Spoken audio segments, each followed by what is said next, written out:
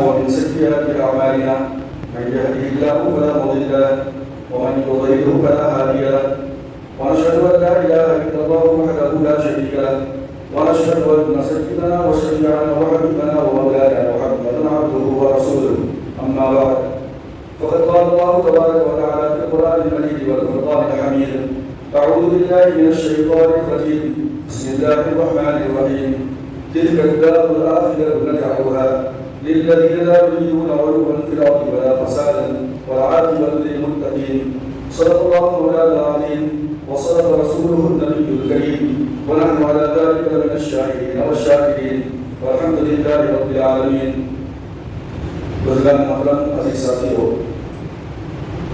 قرآن مجید کی سورہ قصص کی آیت میں نے آپ کے سامنے تلاوت کی، جس کے اندر اللہ رب العزت نے ارشاد فرمایا کہ آخرت کا گھر ہم نے ان لوگوں کے لیے تیار کر رکھا ہے جو اس روئے زمین کے اوپر اپنا اقتدار نہیں چاہتے اور نہ اس روئے زمین کے اوپر فساد برپا کرنا چاہتے ہیں، والعاقبۃ للمتقین، اور انجام کا آخرت کی نعمتیں تو اصل میں ان لوگوں کے لیے ہے جو اللہ سے ڈر کر زندگی گزارنے والے ہیں۔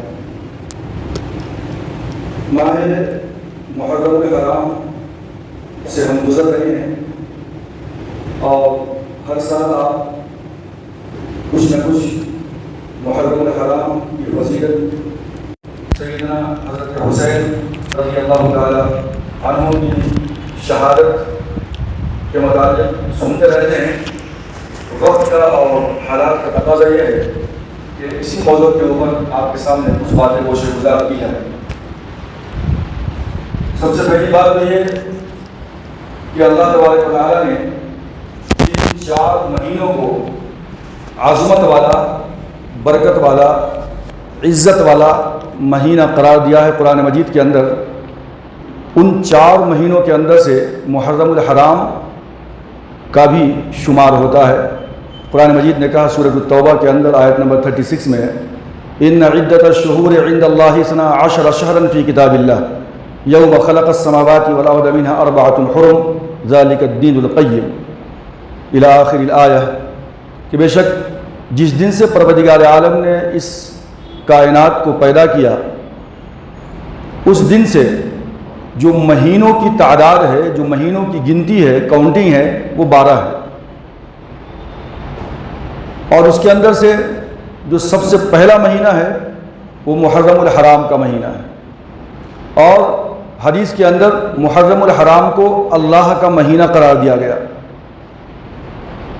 ذوالقعدہ، ذوالحجہ، محرم، یہ 3 تسلسل کے ساتھ، اور ایک مہینہ رجب کا ہے۔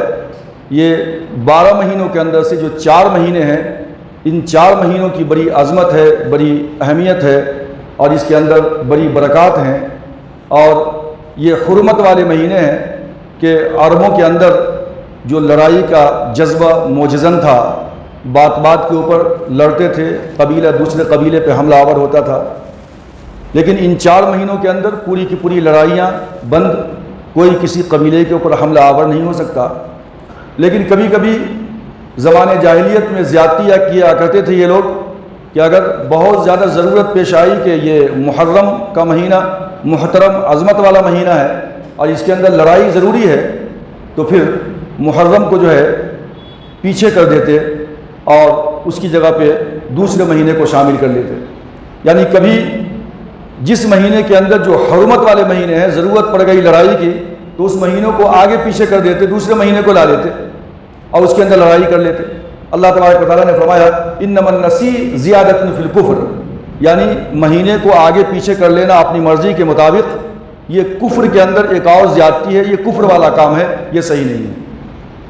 محرم کے مہینے کے متعلق جو ایک لوگوں کے درمیان غلط فہمی ہے کہ عاشورہ یعنی محرم کی 10ویں تاریخ کا روزہ یہ کیا ہے؟ بہت لوگ سمجھتے ہیں کہ یہ روزے کا تعلق سیدنا حضرت حسین رضی اللہ تعالیٰ عنہ کی میدان کربلا کے اندر شہادت سے ہے، لیکن اس شہادت سے اس عاشورے کے روزے کا کوئی تعلق نہیں ہے۔ آپ جانتے ہیں کہ نواسۂ رسول صلی اللہ علیہ وسلم کی شہادت میدان کربلا میں ہوئی ہے، رسول اکرم صلی اللہ علیہ وسلم کے جانے کے تقریباً 50 سال کے بعد کا واقعہ ہے۔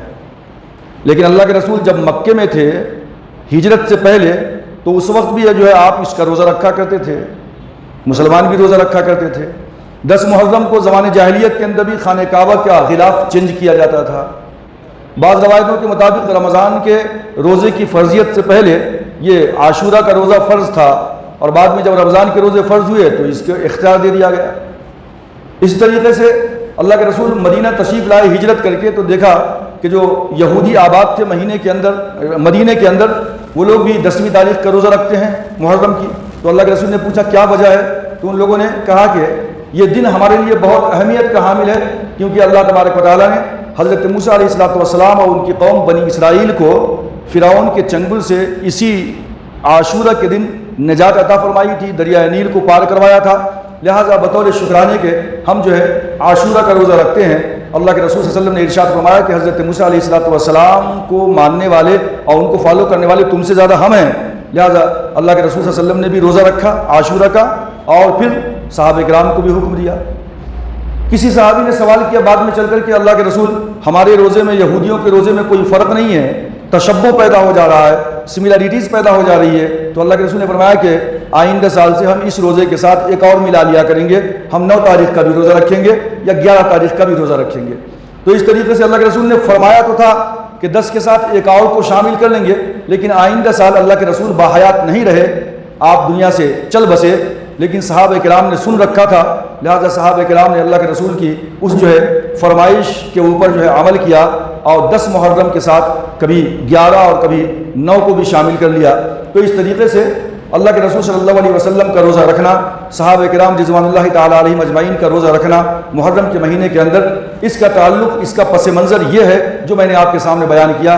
اس کا پس منظر ہرگز یہ نہیں ہے کہ شہادت حسین رضی اللہ تعالیٰ عنہ سے اس عاشورہ کے روزے کا کوئی تعلق ہے۔ اکثر و بیشتر نوجوانوں کے اندر اور عوام کے اندر یہی باور کرایا جاتا ہے، یا وہ یہی جانتے ہیں کہ اس کا تعلق عاشورہ سے ہے۔ تو یہ ایک جو ہے غلط فہمی کا ازالہ میں نے جو ہے کرنا مناسب سمجھا۔ محرم الحرام بہت عظمت والا مہینہ ہے، برکت والا مہینہ۔ میں نے کہا کہ اللہ نے جو 4 مہینے کو معظم محترم بنائے ہیں قرآن مجید کے اندر، ان مہینوں کے اندر سے محرم الحرام کا بھی ایک مہینہ ہے۔ ایک صحابی نے پوچھا کہ اللہ کے رسول رمضان کے روزے کے علاوہ کون سے ایام، کون سے مہینے زیادہ بہتر ہیں روزہ رکھنے کے لیے؟ تو اللہ کے رسول نے فرمایا کہ محرم کے مہینے کے اندر روزہ رکھا کرو، یہ اللہ کا مہینہ ہے۔ پھر پوچھا کہ کتنے دن روزہ رکھیں؟ تو اللہ کے رسول نے فرمایا کہ مہینے میں 1 دن روزہ رکھ لیا کرو۔ انہوں نے کہا کہ میرے پاس اس سے بھی زیادہ وسعت و طاقت ہے۔ تو اللہ کے رسول نے فرمایا کہ ٹھیک ہے، مہینے میں 2 روزے رکھ لیا کرو۔ پھر اللہ کے رسول سے سوال کیا کہ اللہ کے رسول مجھے اور کی اجازت دی جائے؟ تو اللہ کے رسول نے فرمایا کہ ٹھیک ہے، 1 مہینے میں 3 دن روزے رکھ لیا کرو، کسی بھی مہینے میں۔ پھر جو ہے اللہ کے رسول سے پوچھا کہ مجھے اس سے بھی زیادہ وسعت ہے؟ تو اللہ کے رسول نے اپنی انگلیوں کے اشارے سے بتلایا، 3 انگلیوں کو ایک ساتھ آپ نے اشارہ کیا اور فرمایا کہ 3 دن روزے رکھا کرو۔ پھر آپ نے اپنی انگلیوں کو اوپن کر دیا، کھول دیا۔ تو مطلب یہ تھا کہ 3 دن روزے رکھو، 3 دن افطار کرو، 3 دن روزے رکھو، 3 دن افطار کرو، یا 1 دن روزے رکھو، 1 دن افطار کرو، 1 دن روزے رکھو۔ اور محرم کے مہینے کے اندر اگر کسی نے جو ہے 1 روزہ بھی رکھ لیا تو وہ 1 سال پچھلے جو گزرے ہیں اس کا کفارہ ہو جایا کرتا ہے۔ 2 وجہ ہو سکتی ہیں، ایسا نہیں ہے کہ پورا سال آپ گناہگار بنتے رہیں، گناہوں میں ملوث رہیں، اور یہ تصور کریں کہ محرم کا 1 مہینہ روزہ ہم نے 1 روزہ رکھ لیا تو شاید ہمارے تمام گناہوں کا کفارہ ہو جائے گا 1 سال کا۔ اللہ کے رسول بہت ساری باتیں کہا کرتے تھے اس روزے کی اہمیت کو بتلانے کے لیے، کہ اس روزے کی بڑی اہمیت ہے۔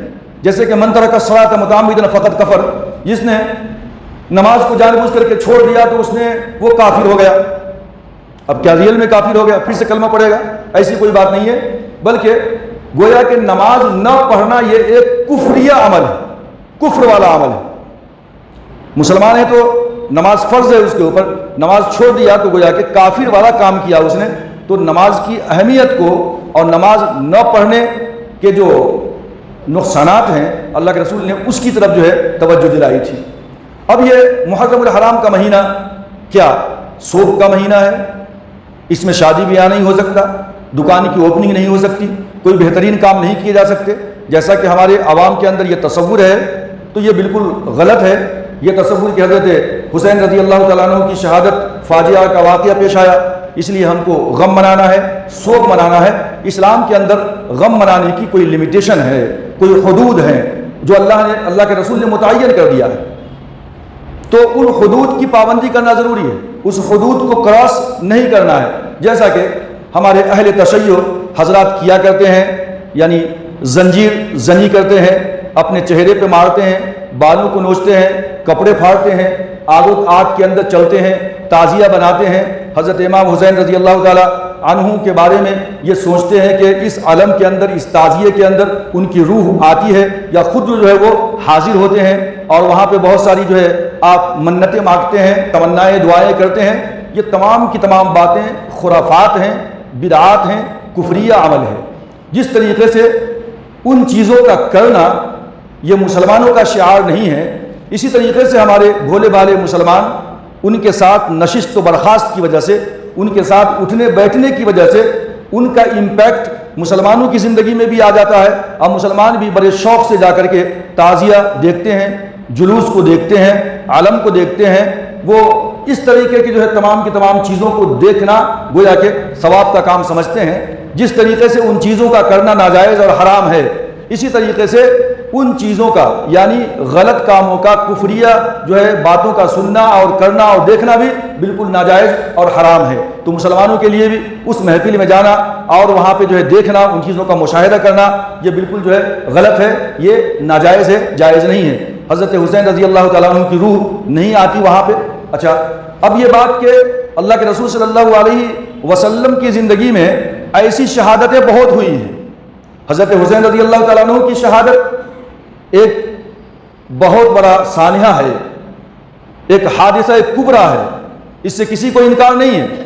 لیکن کیا حضرت حسین رضی اللہ تعالیٰ عنہ میدان کربلا کے اندر فیقتلون ویقتلون، انہوں نے قتل بھی کیا اور وہ قتل کیے گئے۔ بیٹھے بیٹھے کسی نے ان کو قتل نہیں کر دیا، بلکہ انہوں نے بھی بہت سارے لوگوں کو قتل کیا، یہ بھی قتل کیے گئے، مجاہد کی طرح میدان کے اندر لڑ کر کے شہید ہوئے۔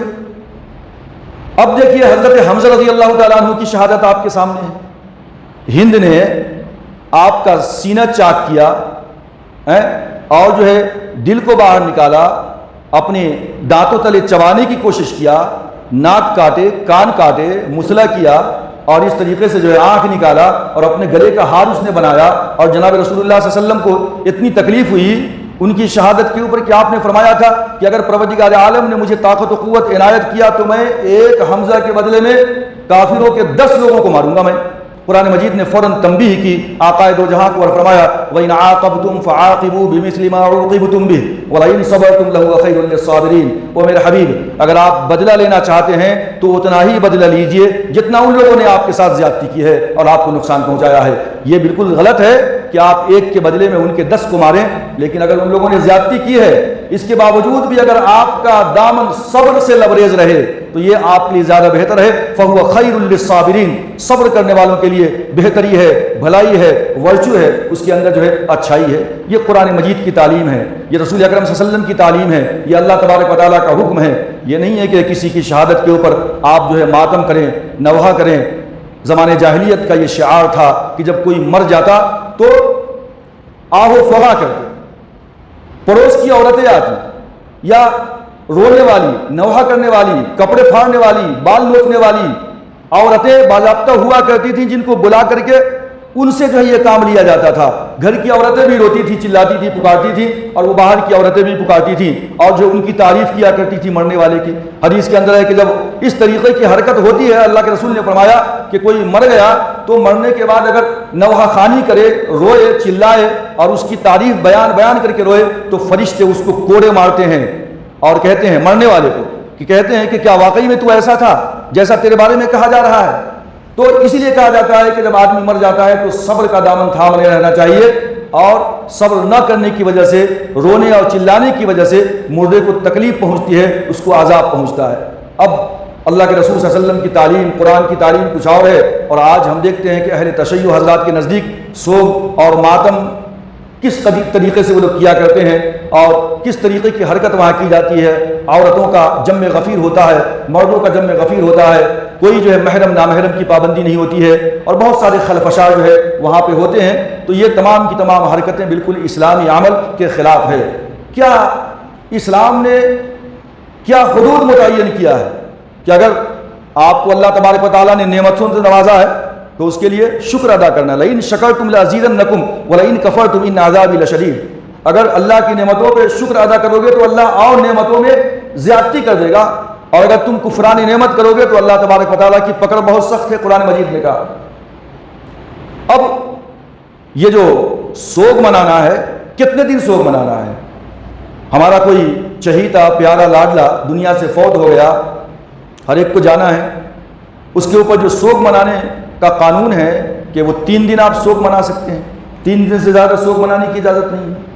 اگر کسی آدمی نے اپنی بیوی کو طلاق دے دیا، طلاق مغلظہ، اب واپس اس کے نکاح میں نہیں آ سکتی، اس عورت کو عدت گزارنا ہے 3 مہینے تک، اس کے اندر وہ زرق برق لباس نہ پہنے، اپنے فیوچر کے بارے میں سوچے، غم کے آثار نمایاں ہونی چاہیے، اپنے گھر سے باہر نہ جائے بلا ضرورت۔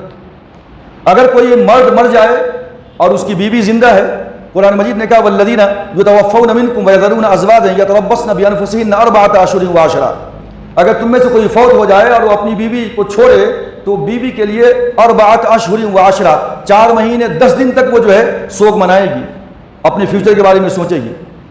تو اگر عام حالات میں کوئی مر گیا تو 3 دن سوگ ہے، اس کے اندر بھی سوگ کیسا ہونی چاہیے، اس کے حدود کیا ہیں؟ اللہ کے رسول نے ارشاد فرمایا کہ انه مهما كان من العين والقلب فمن الله عز وجل ومن الرحمة وما كان من اليد واللسان فهو من الشيطان۔ یہ قید اللہ کے رسول صلی اللہ علیہ وسلم نے لگا دی کہ انه مهما كان من العين والقلب، کہ جو عمل بھی تمہاری آنکھوں کے ذریعے سے ہو اور تمہارے اس قلب کے ذریعے سے ہو تو یہ اللہ کی جانب سے ہے، اور یہ تمہارے قلب و جگر میں رحمت کی وجہ سے ہے۔ اللہ کے رسول کے صاحبزادے حضرت ابراہیم کا انتقال ہوا تو اللہ کے رسول کے آنکھوں سے آنسو چھلک گئے، صحابہ نے پوچھا آپ اور آنکھوں میں آنسو؟ بولے یہ رحمت کے آنسو ہیں۔ تو جو عمل تمہاری آنکھوں سے ہو اور تمہارے قلب کے اندر اس کی محبت جاگزی ہو، تو گویا کہ کسی کے مرنے کے اوپر آنکھیں اشکبار ہوں، اس کی اجازت ہے۔ کسی کی وفات کے اوپر آپ کے دل کے اندر حزن و ملال ہو، اس کا تو اللہ کے رسول نے فرمایا کہ فَهُوَ مِنَ اللَّهِ، یہ اللہ کی جانب سے ہے، وَمِنَ الرَّحْمَةِ، اور تمہارے قلب کی رحمت جاگزی ہوتی ہے، یہ ثابت کرتی ہے۔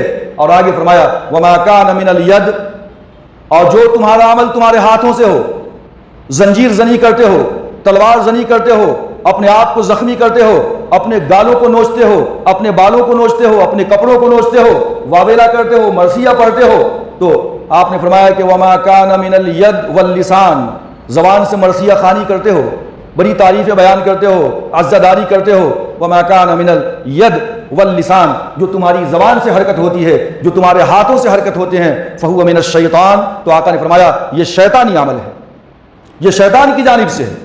تو یہ اللہ کے رسول صلی اللہ علیہ وسلم نے سوگ منانے کے حدود کو متعین کیا کہ تمہیں سوگ منانا ہے تو کس طرح۔ اور آگے ایک اور حدیث کے اندر اللہ کے رسول نے فرمایا کہ لیس لنا من ضرب الخدود وشق الجیوب ودعا بدعوى الجاہلیہ، کہ اس جماعت کا، اس گروہ کا یا اس شخص کا ہماری جماعت سے کوئی تعلق نہیں ہے، اسلام سے اس کا کوئی تعلق نہیں ہے،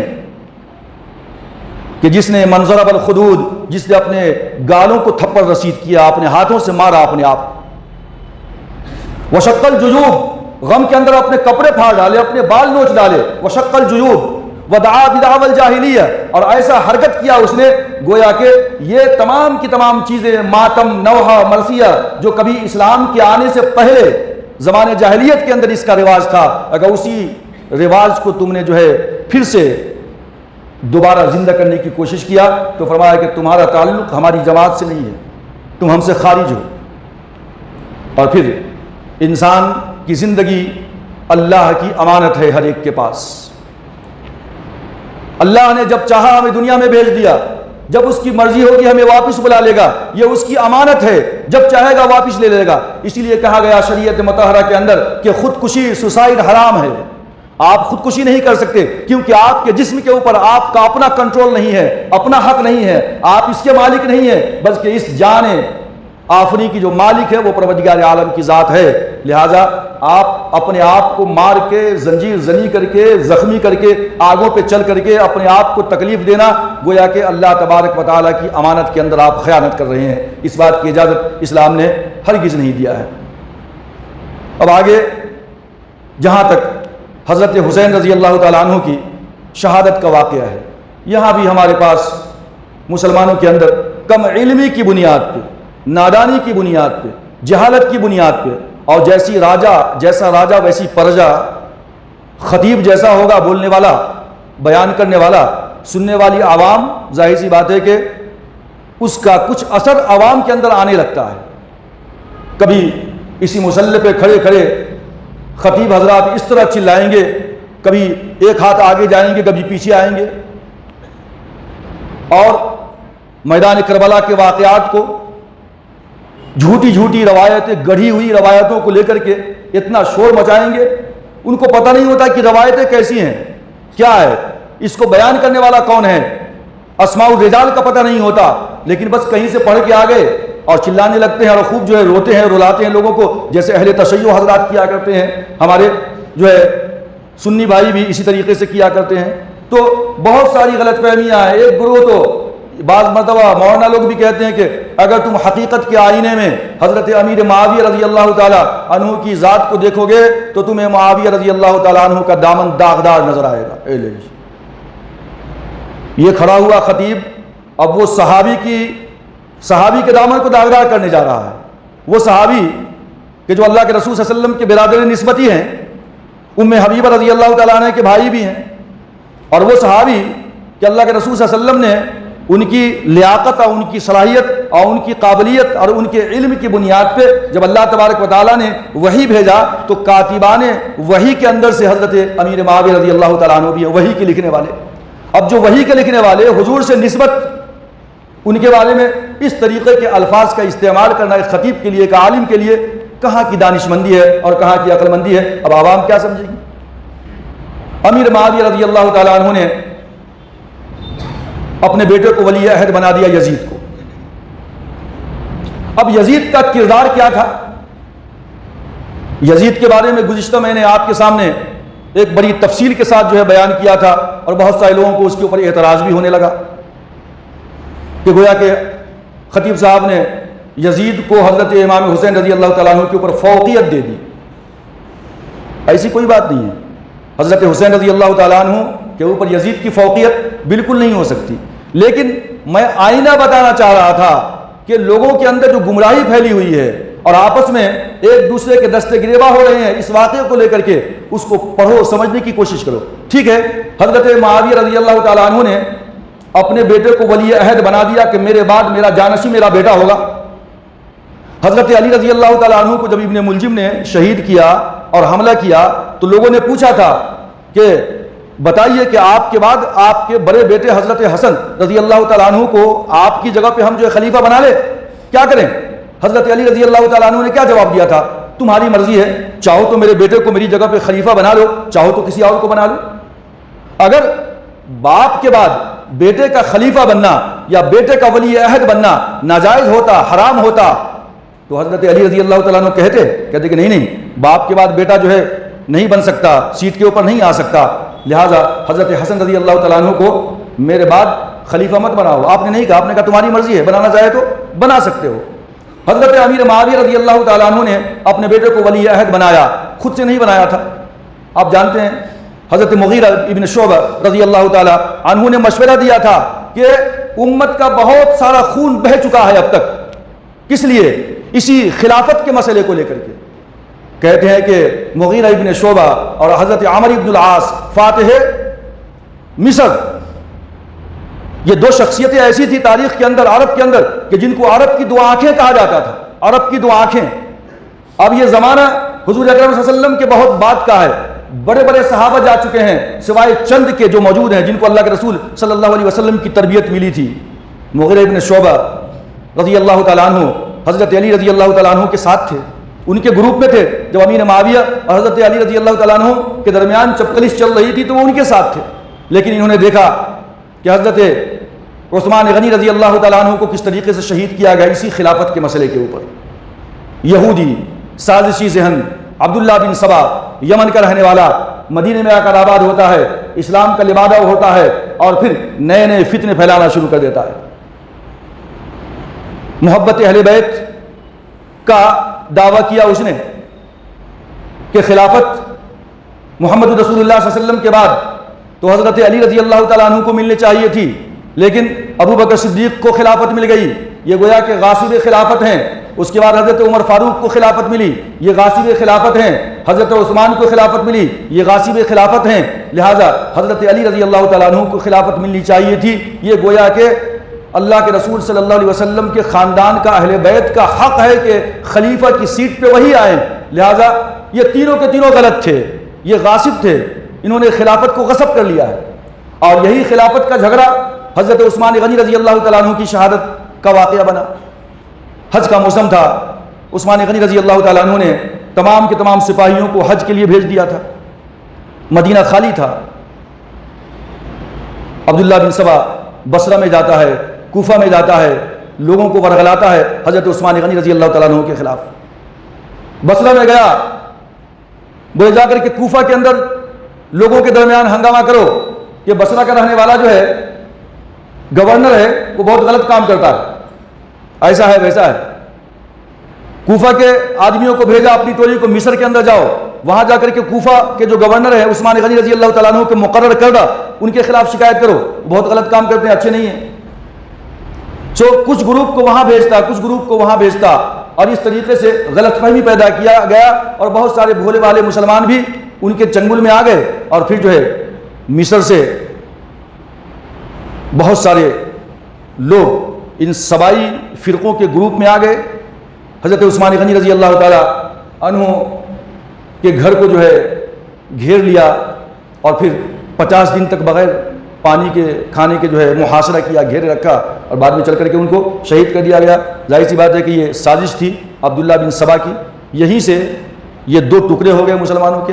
اب یہاں پہ حضرت عثمان غنی رضی اللہ تعالیٰ عنہ کی شہادت تو ہو گئی, لیکن خلیفہ بنے کون اس کے بعد؟ اب یہ جو پورا گروپ تھا 1500 کا یا 1800 کا, عبداللہ بن سبا ابن السودا اس کے اندر موجود ہے, یہ جاتے ہیں دیگر صحابہ کرام کے پاس, لیکن کوئی بھی خلافت کی سیٹ پہ آنے کے لیے تیار نہیں ہے, چونکہ خلافت مشورے سے ہوگی, لوگ بیعت کریں گے, اس کے بعد خلافت کا مسئلہ ہوگا. پھر جو خلافت پہ آ جائے گا لوگ اسی کی طرف انگلی اٹھائیں گے کہ حضرت عثمان غنی رضی اللہ تعالیٰ عنہ کی شہادت کے اندر ان کا بھی ہاتھ تھا کیا, خلافت کے لیے انہوں نے جو ایسا کیا. تو کوئی بھی تیار نہیں ہو رہا تھا. لیکن بعد میں چل کر کے یہی جو گروپ تھا فتنہ ساز, ان لوگوں نے زبردستی حضرت علی رضی اللہ تعالیٰ عنہ کو مجبور کیا کہ آپ جو ہے آپ ہی خلیفہ بنے. یہاں تک کہ آتا ہے تاریخ کے اندر کہ یہ اعلان کر دیا گیا کہ تمام کے تمام مدینہ والوں, اگر حضرت علی رضی اللہ تعالیٰ عنہ خلافت کے اوپر متمکن نہیں ہوئے تو پھر یہاں پہ قتل عام شروع کر دیا جائے گا مدینہ کے اندر. اب حضرت علی رضی اللہ تعالیٰ عنہ کیا کرتے؟ مسلمانوں کو بغیر خلیفہ کے چھوڑ دیتے کیا؟ آپ نے مجبوری کے عالم میں خلافت کے اوپر جو ہے خلافت کی سیٹ کو آپ نے سنبھالا. اور اس کے بعد پھر جو واقعہ پیش آیا کہ حضرت عثمان غنی رضی اللہ تعالیٰ عنہ کے خون کا بدلہ لیا جائے, قصاص لیا جائے, اور اسی قصاص کی جو ہے دعوے دار حضرت عائشہ رضی اللہ تعالیٰ عنہ حج کو گئی ہوئی تھیں. ان کو پتہ چلا کہ عثمان غنی رضی اللہ تعالیٰ عنہ کو شہید کر دیا گیا. آپ بصرہ چلی گئیں اور ایک بہت بڑے گروپ کے ساتھ آگے بڑھی. حضرت علی رضی اللہ تعالیٰ عنہ آگے بڑھے اور پھر دونوں گروپ قریب ہوئے, بات مصالحت پہ آ گئی. لیکن رات کے اندھیرے میں پھر یہی عبداللہ بن سبا اور اس کے گروہ کے لوگوں نے اندھیرے کا فائدہ اٹھا کر کے حضرت عائشہ رضی اللہ تعالیٰ عنہ کی فوج پہ حملہ کر دیا. حضرت عائشہ رضی اللہ عنہ کو پتہ چلا کہ صبح تو مصالحت کی گفتگو ہونے والی تھی, لیکن یہ فتنہ پرور جتنے بھی تھے 1800 2000 1500, ان کو ڈر تھا کہ اگر دونوں میں مصالحت پیدا ہو گئی تو پھر ہمارا کیا ہوگا, ہم کو تو قتل کیا جائے گا عثمان کے خون کے بدلے میں. لہٰذا ان لوگوں نے سوچا کہ دونوں کو ملنے ہی نہ دو. اب ایک بار جب لڑائی چھڑ جاتی ہے تو پھر جو ہے غلط فہمی کے اندر دونوں کی فوج ٹکرائی. اور آپ کو معلوم ہے کہ یہ جنگ جمل کا واقعہ ہے. حضرت عائشہ رضی اللہ تعالیٰ عنہ اونٹ کے اوپر سوار تھی اور پھر 10,000 بڑے بڑے اکابر صحابہ شہید ہوئے. دونوں طرف مسلمان ہیں، مسلمان کی تلوار مسلمان کے خون کو چاٹ رہی ہے. 10,000 یہ سبائی فتنے کے سازش کے شکار ہوئے مسلمان. اب اس کے بعد حضرت علی رضی اللہ تعالیٰ عنہ نے حضرت امیر معاویہ رضی اللہ تعالیٰ عنہ کو خط لکھا. معاویہ رضی اللہ تعالیٰ عنہ گورنر ہیں ملک شام کے. حضرت امیر معاویہ رضی اللہ تعالیٰ عنہ سے پہلے ان کے بھائی تھے وہاں کے انچارج یزید بن ابی سفیان. یزید کے انتقال کے بعد پورا کا پورا جو ہے علاقہ، پورا ملک شام حضرت امیر معاویہ رضی اللہ تعالیٰ عنہ کو دے دیا گیا. اب وہاں کے گورنر تھے، بہت بڑی فوج تھی ان کی، بہت بڑی طاقت تھی. پہلے سے وہاں پہ بھائی تھے، یہ خود وہاں پہ تھے. لہذا حضرت امیر معاویہ رضی اللہ تعالیٰ عنہ کی قریبی رشتہ داری بھی تھی حضرت عثمان غنی رضی اللہ تعالیٰ عنہ سے. اور عربوں کے اندر ایک بات مشہور تھی کہ خون کا بدلہ خون، قصاص لینا ضروری ہے. مرنے والا وصیت کرتا اپنے بیٹے کو کہ فلاں سے جو ہے بدلہ ضرور لینا. 100 سال، 200 سال، 300 سال تک جو ہے قبائل کے اندر لڑائیاں چلتی رہتی تھیں. عثمان غنی رضی اللہ تعالیٰ عنہ کی شہادت کے بعد حضرت امیر معاویہ رضی اللہ تعالیٰ عنہ کے پاس حضرت عثمان غنی رضی اللہ تعالیٰ عنہ کی جو وائف تھی نائلہ، ان کی انگلیاں بھی کٹ گئی تھیں. لہذا انہوں نے بھی چاہا کہ خون کا بدلہ خون بدلہ لیا جائے دشمنوں سے. انہوں نے اپنی کٹی ہوئی انگلیاں عثمان غنی رضی اللہ تعالیٰ عنہ کے وہ کپڑے جو خون آلودہ تھے یہ سب تمام کے تمام ملک شام بھیج دیا گیا. امیر معاویہ رضی اللہ تعالیٰ عنہ نے کہا کہ اس کا بدلہ چاہیے.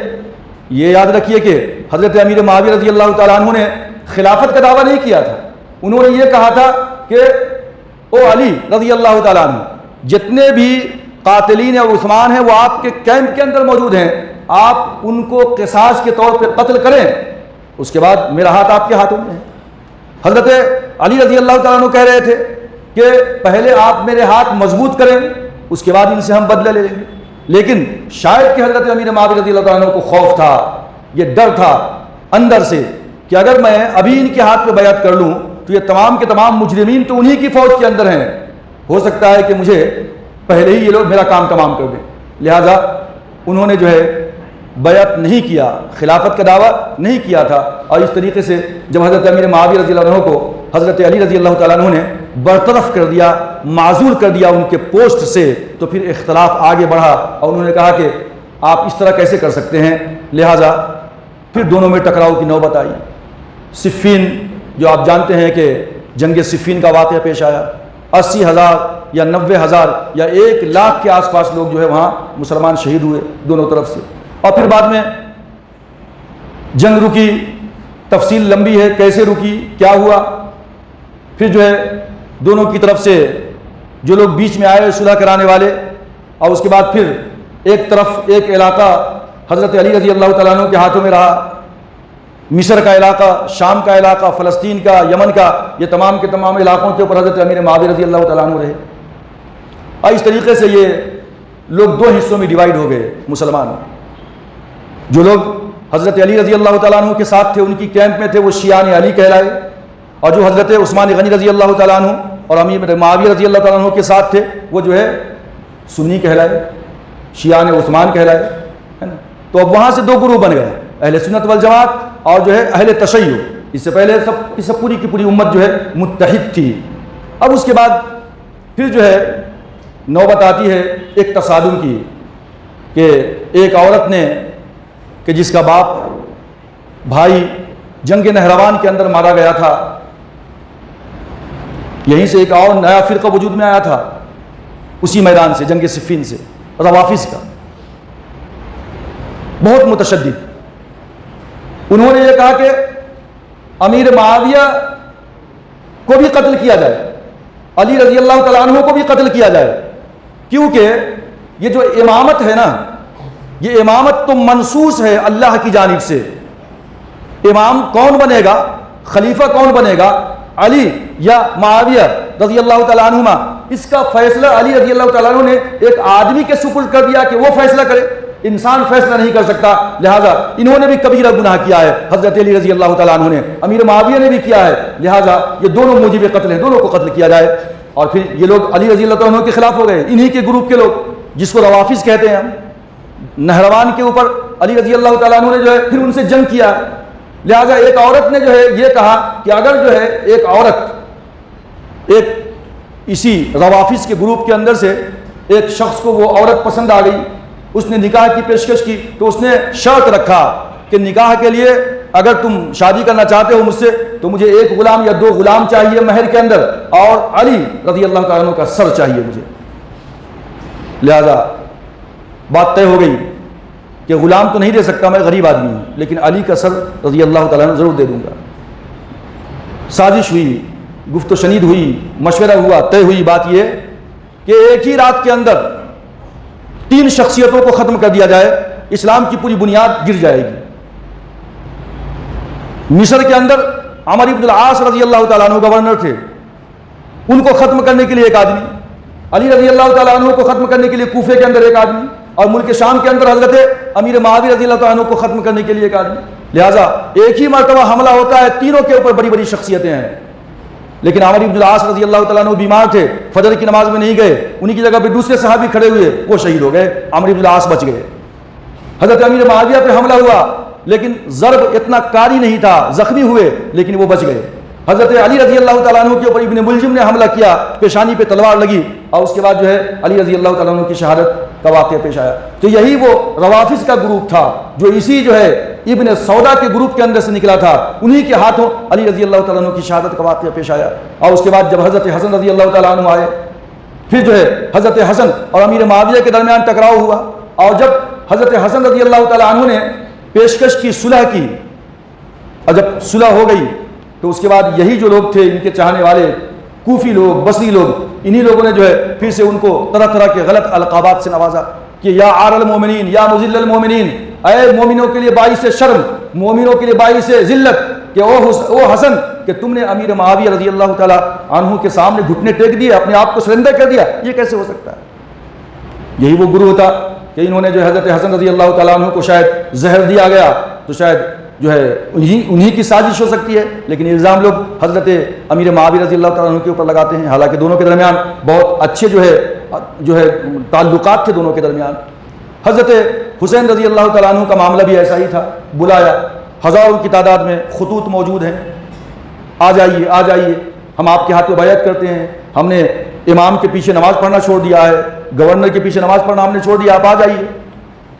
آپ نے حقیقت حال کے لیے کہ کیا سچویشن ہے کوفے کے اندر آپ نے بھیجا اپنے چچا زاد بھائی حضرت مسلم بن عقیل رضی اللہ تعالیٰ عنہ کو، وہ گئے، مختار کے گھر کے اندر گفتگو ہوئی اور لوگوں نے بیعت کرنا شروع کیا حضرت مسلم بن عقیل کے ہاتھ کے اوپر حضرت حسین رضی اللہ تعالیٰ عنہ کے لیے۔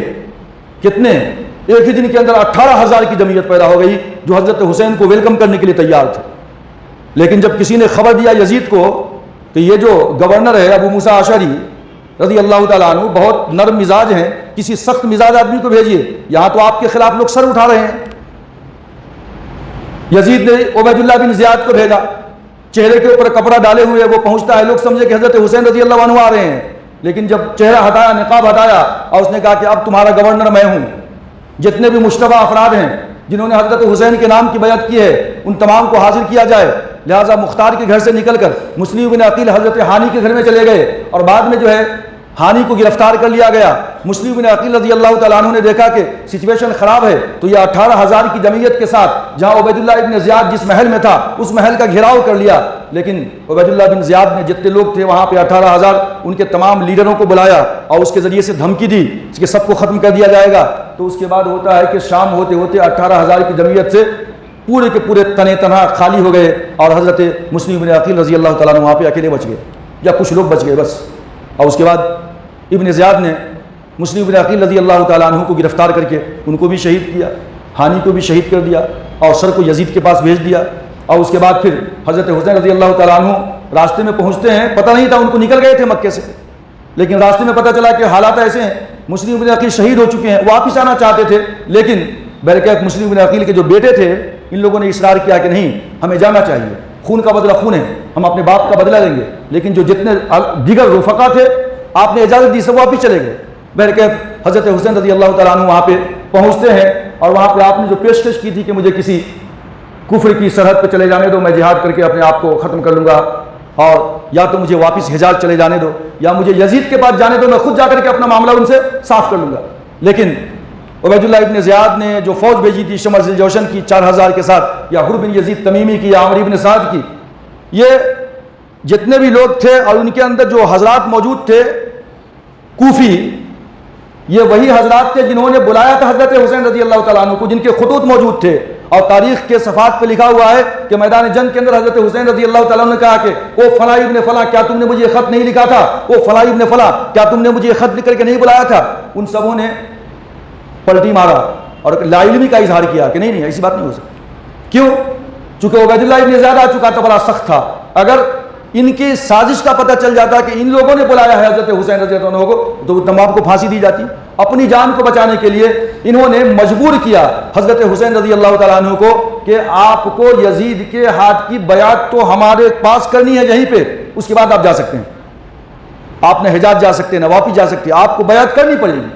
حضرت حسین رضی اللہ تعالیٰ عنہ کی ہمت، شجاعت اور وہ جو ہے ان کی حمیت اور ان کی غیرت، ان کی جوامردی، ان کی بہادری کبھی بھی اس بات کو ماننے کے لیے تیار نہیں ہو سکتی تھی کہ ہم ان لوگوں کے ہاتھ کے اوپر بیعت کر لیں۔ اور ان کو بھی شاید وہی خدشہ تھا جو کبھی امیر معاویہ رضی اللہ عنہ کو خدشہ تھا کہ اگر میں ابھی اپنا ہاتھ علی کے ہاتھ میں دے دوں تو ان کی کیمپ میں جو بدماش لوگ موجود ہیں شاید میرا خاتمہ کر دیں۔ حضرت حسین رضی اللہ تعالیٰ عنہ کو بھی شاید اس بات کا خدشہ تھا کہ اگر میں ان کے ہاتھ کے اندر اپنا ہاتھ دے دوں تو شاید یزید کے پاس جانے سے پہلے یہ کہیں حضرات میرا نہ خاتمہ کر دیں۔ اور اس کے بعد پھر جو ہے حضرت حسین رضی اللہ تعالیٰ عنہ کے وہ 72 حضرات جو ہے سب کے سب میدان کربلا کے اندر شہید ہو گئے۔ انہی کوفیوں نے جنہوں نے بلایا تھا دغا دیا، اور انہی کی دغا بازی کی وجہ سے حضرت حسین رضی اللہ تعالیٰ عنہ کو لڑنے پہ مجبور ہونا پڑا اور ان کو جو ہے بالکل شہید کر دیا گیا۔ اور اس طریقے سے جو ہے حضرت حسین رضی اللہ تعالیٰ عنہ کی شہادت کا بہت ہی المناک اور جو ہے غمناک واقعہ پیش آیا ہے۔ اللہ تبارک و تعالیٰ سے دعا ہے کہ اللہ تبارک و تعالیٰ ہم تمام لوگوں کے اندر حضرت حسین رضی اللہ تعالیٰ عنہ کی جیسی شجاعت، بہادری اور ظلم کے خلاف اور جو ہے تمام کی تمام جو ہے غلط کاموں کے خلاف جو ہے ہم سب کو اٹھ کھڑے ہونے کی اللہ تعالیٰ توفیق عطا فرمائے۔ آمین وآخر دعوانا ان الحمد للہ رب العالمین۔ جو حضرات سنت